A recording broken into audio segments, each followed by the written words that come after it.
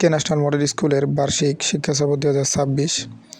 শুরুতেই আমরা বের হয়ে পড়ি আমাদের গন্তব্যের উদ্দেশ্যে। তবে গাড়িতে উঠতে না উঠতে শুরু হয়ে যায় ঝাঁকানাকা ড্যান্স।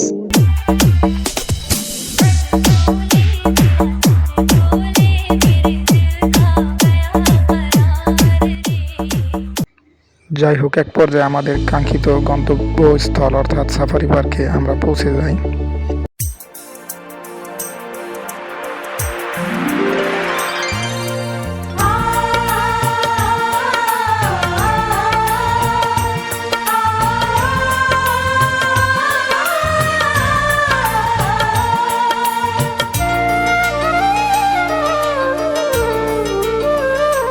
যে প্রেম স্বর্গ থেকে সে জীবনে অমর হয়ে যে প্রেম। ভিতরে ঢুকতে আমরা প্রথমে উট পাখি লক্ষ্য করলাম। এছাড়াও অন্যান্য প্রাণী ছিল, যেমন কুমির, অজগর, সাপ, এছাড়াও আরও নানান প্রজাতির পাখি লক্ষ্য করা যায়। এরপর আমরা স্কুলের পুরো টিম অর্থাৎ বাঘ দেখার জন্য সকলে ওয়েট করতেছিলাম। এখানে পুরোপুরি ভালো রকমের ভিড় লক্ষ্য করা গিয়েছিল। তবে দুইজনের অবস্থা দেখলে বোঝা যাচ্ছিল কি পরিমাণ ক্লান্তি তারা বোধ করতেছিল। এক পর্যায়ে আমরা বাসে উঠে যাই এবং ভ্রমণের উদ্দেশ্যে রওনা হয়ে যাই। এই পর্যায়ে গাজীপুর সাফারি পার্ক সম্পর্কে কিছু তথ্য জেনে নেওয়া যাক। গাজীপুর সাফারি পার্ক বাংলাদেশের একটি অন্যতম বৃহৎ ও আকর্ষণীয় পর্যটক কেন্দ্র।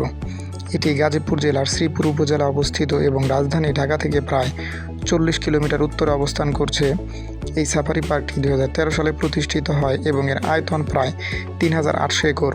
পার্কটির মূল উদ্দেশ্য হল বন্যপ্রাণী সংরক্ষণ, প্রাকৃতিক পরিবেশ রক্ষা এবং মানুষের মাঝে পরিবেশ সচেতনতা সৃষ্টি করা। এখানে সিংহ, বাঘ, ভাল্লুক, হরিণ, জেব্রা, জলহস্তী সহ বিভিন্ন প্রজাতির বন্যপ্রাণী খোলা পরিবেশে রাখা হয়, যাতে তারা স্বাভাবিকভাবে চলাফেরা করতে পারে।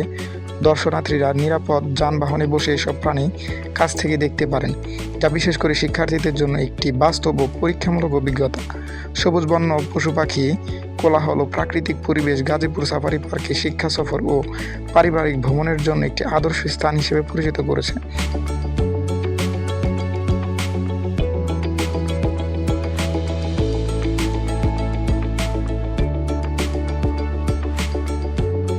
এরপর আমরা একে একে সিংহ দেখে ফেলি এবং সিংহ দেখার সময় দেখতে পাই আমরা যে সিংহটি মোটামুটি ঘুমিয়েছিল। তবে আমরা অনেকভাবেই তাকে জাগানোর চেষ্টা করলাম, তবে শেষ পর্যন্ত জাগাতে আমরা ব্যর্থ হলাম।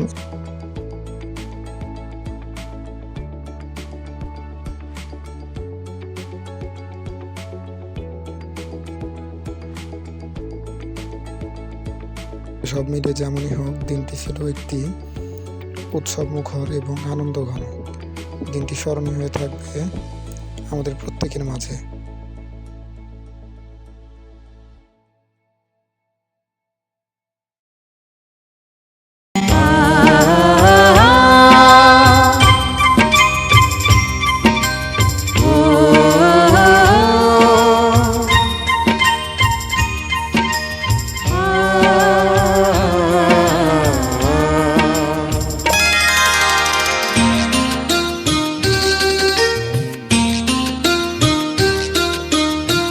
পৃথিবীতে সুখ বলে যদি কিছু থেকে থাকে, তার নাম ভালোবাসা, তার নাম প্রেম। জ্বলে পুড়ে মরার মাঝে যদি কোনো সুখ